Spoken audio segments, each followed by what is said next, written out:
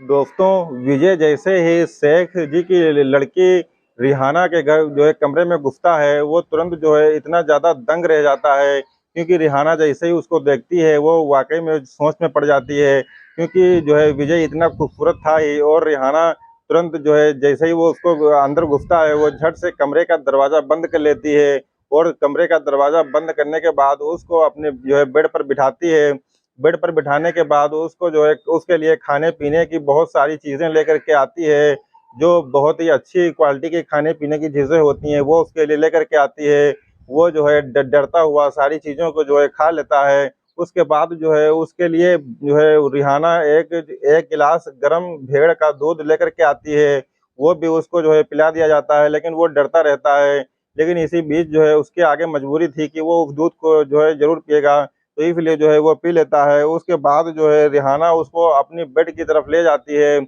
और जैसे ही वो बेड को देखता है तो वो सोच में पड़ जाता है, क्योंकि इससे पहले उसने कभी ऐसी बेड देखी ही नहीं थी। वो ऐसी बेड थी कि वो बेड को देखते ही वो दोनों लोग मिल कर के जो है आपस में नाजायज़ संबंध बनाने लगते हैं। और दोस्तों, वो दोनों लोग आपस में नाजायज़ संबंध तकरीबन 1 घंटे तक बनाते रहते हैं। उसके बाद जो जैसे ही वो लोग फ़ारिग होते हैं, फ़ारिग होने के बाद वो विजय जो होता है तुरंत वो कमरे से जो है निकल कर के वहाँ से जो है चला जाता है।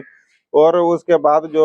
व रिहाना होती है वो उसको देख रही थी और लगातार जो है मुस्कुरा रही थी। दोस्तों, ये एक ऐसी घटना थी जो सऊदी अरब के शहर जो है दमाम की है, जहाँ पर एक इंडिया का मतलब भारत का एक एक प्रदेश लगता है उत्तर प्रदेश, वहाँ का एक रहने वाला लड़का जो है नौकरी करने के लिए जाता है।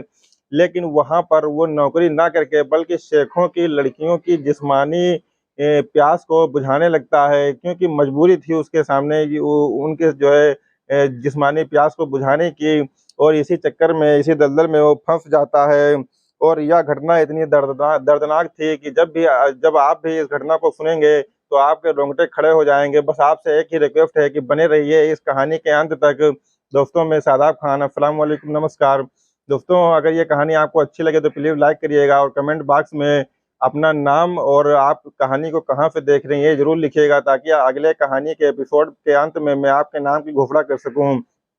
दोस्तों, अगर आप चैनल पर नए हैं तो प्लीज़ चैनल को सब्सक्राइब ज़रूर कर दीजिएगा।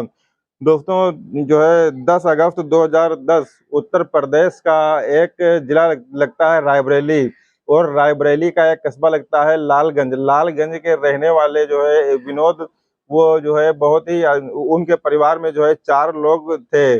4 लोगों में से जो है वो थे और एक उनकी बीवी थी और उनके 2 बेटे थे, जिसमें जो है एक बेटा जो बड़ा वाला था उसका नाम जो है विजय था और छोटे वाले का नाम अजय था। उनका जो परिवार है वो बहुत ही संपन्न तरीके से चल रहा था। उनका जो मेन कारोबार था, वो मेन कारोबार उनका लॉन्ड्री का था, यानी कपड़े धुलने का और उन पर प्रेस करने का। तो पूरा का पूरा परिवार उसी काम में लगा रहता था, काम-धाम अच्छा चल रहा था। लेकिन कहते हैं कि कमाई उतनी ज़्यादा अच्छी नहीं थी जितने मतलब खर्चे थे उन लोगों के। तो इसमें जो है वो कभी न कभी जो है उनके सामने तंगी जो है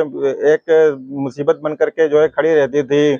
और इस बीच वो जो विजय होता है वो बहुत ही समझदार होता है और वो जो है हर वक़्त सोचता रहता है कि आखिरकार हम कोई ऐसा काम करें जिससे कि हम अपने परिवार के लिए एक बेहतर इंसान साबित हो सकें और उनके लिए जो है ज़्यादा से ज़्यादा पैसा कमा सकें, भरपूर पैसा कमा सकें। उसकी हमेशा ये सोच जो है बनी रहती है। तभी एक दिन ऐसा होता है कि मोहल्ले में जो है बहुत ही ज़्यादा बैंड बाजे की आवाज़ आ रही थी। जैसे ही वो लोग बैंड बाजे की आवाज़ सुनते हैं तो घर के बाहर निकलते हैं और घर के बाहर निकलने के बाद उस बैंड बाजे की आवाज़ को सुनते हैं और उसके करीब जाते हैं। करीब जाने के बाद उनको पता चलता है कि ये इसी जो है कस्बे का एक लड़का जो है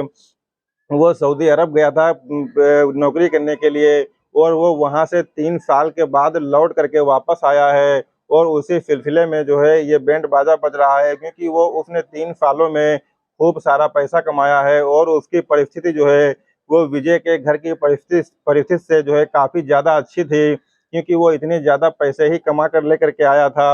अब ये सारी बातें जो है विजय सोचने लगता है। एक दिन वो अपने पापा से कहता है कि पापा जो है मुझे भी सऊदी अरब भेज दीजिए और मैं भी जो है काफ़ी पैसे कमाना चाहता हूँ, आप लोगों के काम आना चाहता हूँ। और मैं सोचता हूँ कि आप लोगों की स्थिति जो है अच्छी हो जाए और घर के लिए मैं कुछ कर सकूँ। इसलिए मेरी ये सोच है कि आप प्लीज़ जो है मुझे वहाँ पर भेज दीजिए। लेकिन उसके पिताजी जो है बार-बार उसे मना करते हैं और कहते हैं कि बेटा हमारे पास इतने पैसे नहीं हैं कि हम आपको वहाँ पर भेज सकें। इसी तरीके से जो है कुछ दिन बीत जाते हैं, कुछ दिन बीत जाने के बाद दोस्तों उसके जो पिताजी होते हैं वो जो है उसको एक दिन अपने पास बुलाते हैं और उससे कहते हैं कि बेटा कि तुमको लॉन्ड्री का काम तो वैसे भी बहुत ही अच्छी तरीके से आता है और तुम कपड़े भी बहुत अच्छी तरीके से प्रेस कर लेते हो और कपड़ों की धुलाई भी बहुत अच्छी तरीके से कर लेते हो। तो अगर तुम सऊदी जाना ही चाहते हो, तो अगर तुम्हें इस तरीके का कोई भी काम अगर वहाँ पर मिल जाए, तो तुम जो है जाने के लिए जो है तैयार हो जाओ। ये बात वो जैसे ही सुनता है अपने पापा के मुँह से, तो वो बहुत ही ज़्यादा खुश हो जाता है और सोचता है कि चलो इसी बहाने जो है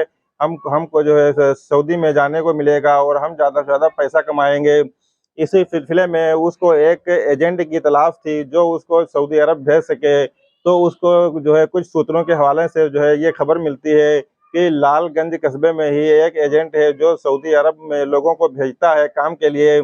तो वो उससे जा कर के मिलता है और उससे जा कर के मिलने के बाद उससे अपनी पूरी बात बताता है। तो वो पूरा एस्टीमेट बना के देता है कि इतना खर्चा आएगा, सऊदी अरब जो है जाने के लिए इतने पैसों का खर्चा आएगा। ये सारी बातें वो बताता है, तो वो जो है वो उनकी सारी बातें सुन कर के आ कर के अपने पिताजी को ये सारी बात बताता है कि उसने इतने सारे पैसों के लिए जो है कहा है। तो उसके पिताजी कहते हैं कि ठीक है बेटा तुम परेशान बिल्कुल भी मत हो और हम तुम्हारे लिए कोई न कोई इंतज़ाम करेंगे। वो इसी इंतज़ाम में जो है लग जाते हैं कि किसी भी तरीके से विजय को सऊदी भेजा जा सके और इसके लिए वो पैसों का इंतज़ाम जो है करने लगते हैं। इसी दौरान तकरीबन 15 दिन बीत जाते हैं। 15 दिन बीत जाने के बाद वो उनका जो पैसों का इंतज़ाम था, वो पैसों का इंतज़ाम हो जाता है और उसके बाद वो सारे के सारे पैसे उठा कर के अपने बड़े बेटे विजय को दे देते हैं और उससे कहते हैं कि जाइए और आप एजेंट से बात कीजिए और उनको ये पैसे दे दीजिए। उसके बाद दोस्तों वो विजय जो होता है वो जा करके उस एजेंट के पास जाता है और उसको पैसे दे देता है और कहता है कि ये लीजिए पैसे और अब आप बताइए कि हमको किस दिन जाना है। तो वो एजेंट बोलता है कि आप परेशान मत होइए, आपने जो है पैसे दे दिए हैं, आपका सारा काम अब मेरे हवाले है और मैं आपका काम कर दूँगा और जिस दिन जाना होगा उस दिन मैं जो है आपको फ़ोन करके बता दूँगा, सारी डिटेल बता दूँगा। ये सारी चीज़ें होती हैं दोस्तों। उसके बाद जो है एक दिन जो है वो सारी डिटेल पूरी सब बना कर के बाद में जो है विजय के पास भेज देता है और उससे जो है बता देता है कि तुम अपनी तैयारी कर लो और तुमको जो है 13 जून जो है 2012 को जो है यहाँ से निकलना है। तो वो कहता है ठीक है, वो जो है अपनी पूरी तैयारी कर लेता है। तैयारी करने के बाद 13 जून 2012 को विजय को जो है लखनऊ से दमाम के लिए जो है फ्लाइट पकड़ा दी जाती है और तकरीबन 4 घंटे के सफ़र के बाद वो जो है सऊदी अरबिया के दमाम शहर में जो है फ्लाइट जो है वहाँ पर रुकती है और जब वो वहाँ उससे उतरता है, उतरने के बाद उसको एक एजेंट मिलता है। वो एजेंट उसको रिसीव कर लेता है और रिसीव करने के बाद वो उसको अपने घर पर लेकर के जाता है और उससे कहता है कि विजय तुम आज आए हो तो इसलिए बहुत ज़्यादा थक गए होगे, तो इसलिए मैं चाहता हूँ कि तुम आज हमारे घर पर आराम कर लो और उसके बाद जो तुम्हारी नौकरी है वो शेख अबू बकर के यहाँ लगी लगी हुई है। कल तुमको हम वहाँ पर पहुँचा देंगे और शेख जी तुमको अब जो है जितना भी काम है उसके बारे में समझा देंगे।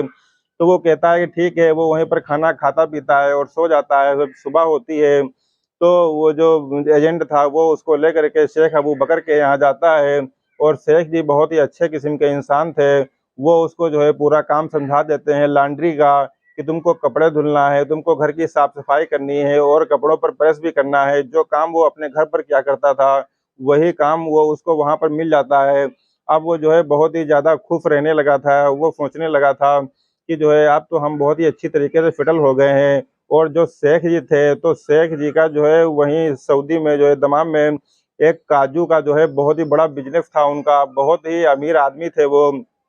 उनकी 2 बीवियाँ थीं और 5 लड़कियाँ थीं, कुल मिलाकर के उनका तकरीबन 8 लोगों का एक परिवार था। तो वो अपने परिवार के साथ बहुत ही हँसी-खुशी से रहते थे, उसी में जो है ये भी नौकर बन कर के वहाँ पे जाता है और बहुत ही खुश रहता है और सोचता है कि हमको बहुत ही अच्छी जो है नौकरी मिल गई है और सुबह-सुबह जो है वो 5 बजे उठ जाया करता था और 1 घंटे तक कम से कम वो कसरत किया करता था। और कसरत करने के बाद रोज़ाना की तरह जो है वो अपने काम में लग जाता था।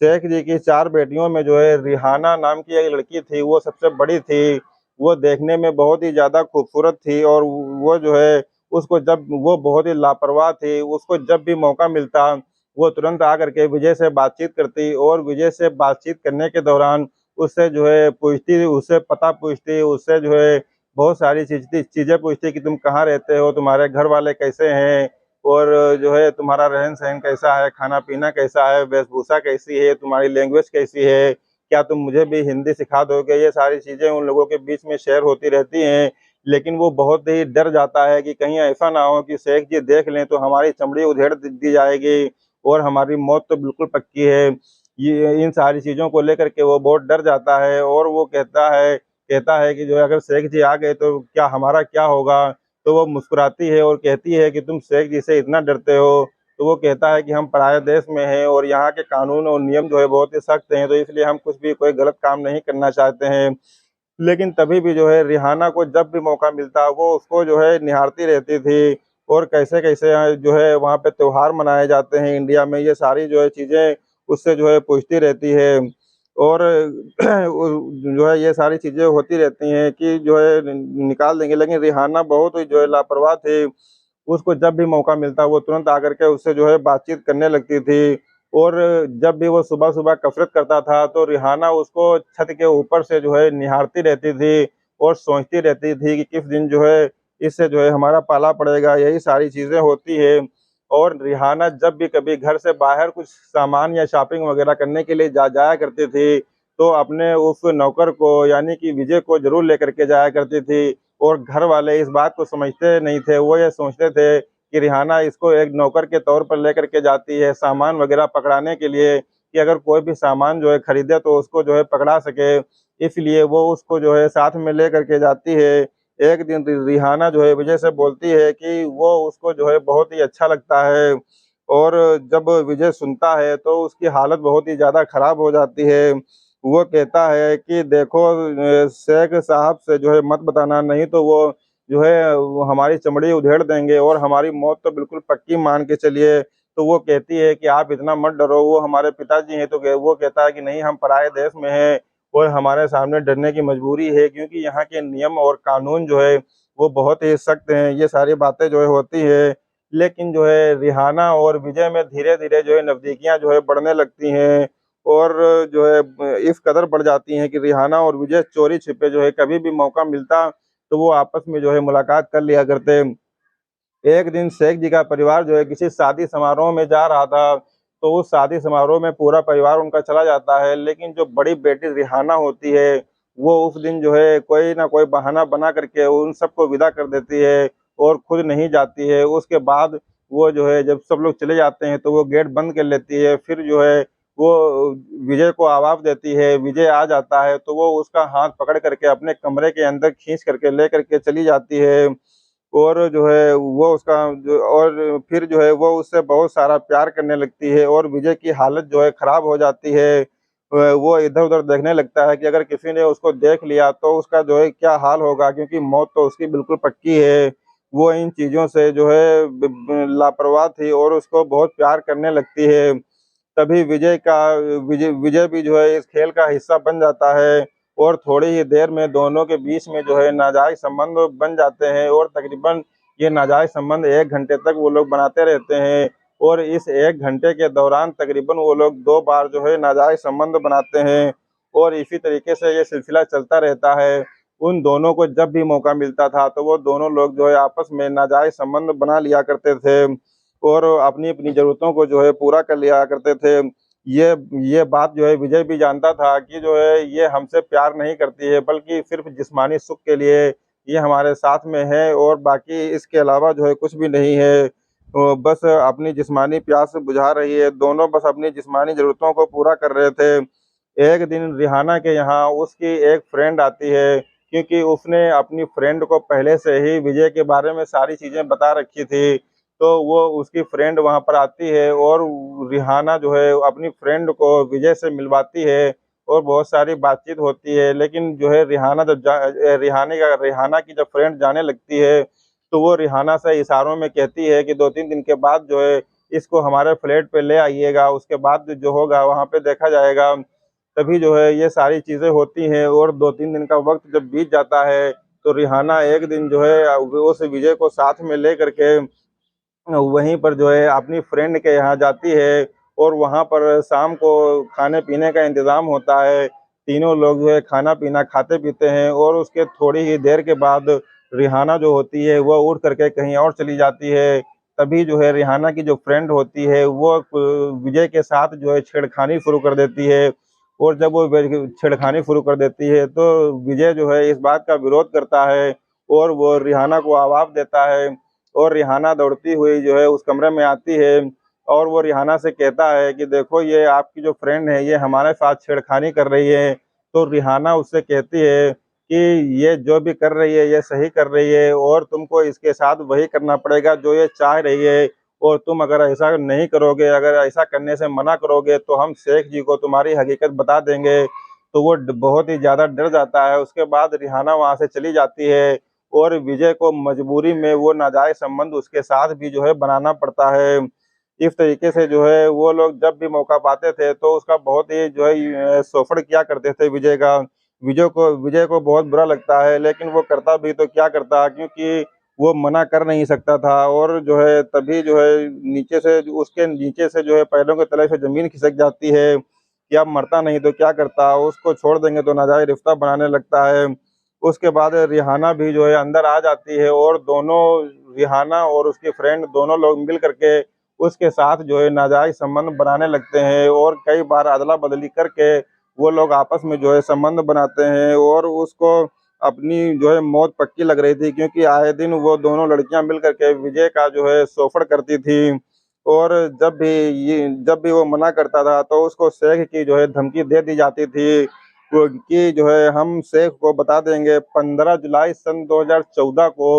सुबह-सुबह का वक़्त होता है और वो विजय रोता हुआ, गिड़गिड़ाता हुआ, दौड़ता हुआ शेख जी के आकर के जो है कदमों में गिर जाता है और शेख जी से कहता है कि शेख जी हमारे पापा की डेथ हो गई है और हम बहुत ही ज़्यादा परेशान हैं और हम इंडिया वापस जाना चाहते हैं। तो शेख जी जो है बहुत ही नेक इंसान था, तो वो कहता है कि ठीक है ऐसी कोई बात नहीं है, तुमको हम इंडिया भेज देंगे। तो उसका जितना भी सारा हिसाब होता है, वो सारा हिसाब बना करके उसके जितने भी पैसे बढ़ रहे होते हैं, उस पैसों को वो उसको जो है विजय को दे देता है और उसके बाद जो है उसका टिकट भी बुक करवा देता है। और टिकट बुक करवाने के बाद जो है वो इंडिया भेजने के लिए तैयार हो जाता है और विजय को फ्लाइट करवा देता है। शाम को विजय जो है वहाँ से दमाम से फ्लाइट पकड़ करके सीधा इंडिया आ जाता है और घर आने के बाद वह अपना पिताजी से जो है लिपट करके रोने लगता है और कहता है कि पिताजी जो है मुझे दूसरी ज़िंदगी मिली है और अब मैं अपने देश को छोड़ करके दूसरे देश में कहीं भी पैसा कमाने के लिए नहीं जाऊँगा, क्योंकि मैं इतना ज़्यादा परेशान हो चुका हूँ, इतना ज़्यादा मेरा शोषण हुआ है, वहाँ पे कैसे-कैसे काम होते हैं, मैं आपको बता नहीं सकता हूँ। इसी दौरान जो घर के और भी सदस्य होते हैं, उन सबको वो लिपट करके रोने लगता है और उसके बाद दोस्तों मामला नॉर्मल हो जाता है। मामला नॉर्मल होने के बाद वो अपने ही घर पर जो उसके पिताजी लॉन्ड्री का काम किया करते थे, उसी में वो अपने पापा जी का हाथ बढ़ाने लगता है और इसी तरीके से जो है इस कहानी का दोस्तों अंत हो जाता है। ये कहानी यहीं पर ख़त्म हो जाती है। दोस्तों इस कहानी को सुनाने का उद्देश्य किसी की भावनाओं को आहत करना नहीं है, किसी को ठेस पहुँचाना नहीं है, बल्कि समाज में घटित हो रही घटनाओं से सिर्फ आपको अवगत कराना है ताकि ऐसी घटनाएँ सुन कर के आप अपने परिवार को, अपने रिश्तेदार, खानदान वालों को सुरक्षित रख सकें और खुश रहें। जो है मिलते हैं एक नए दिन, एक नई कहानी के साथ, तब तक के लिए शब बख़ैर।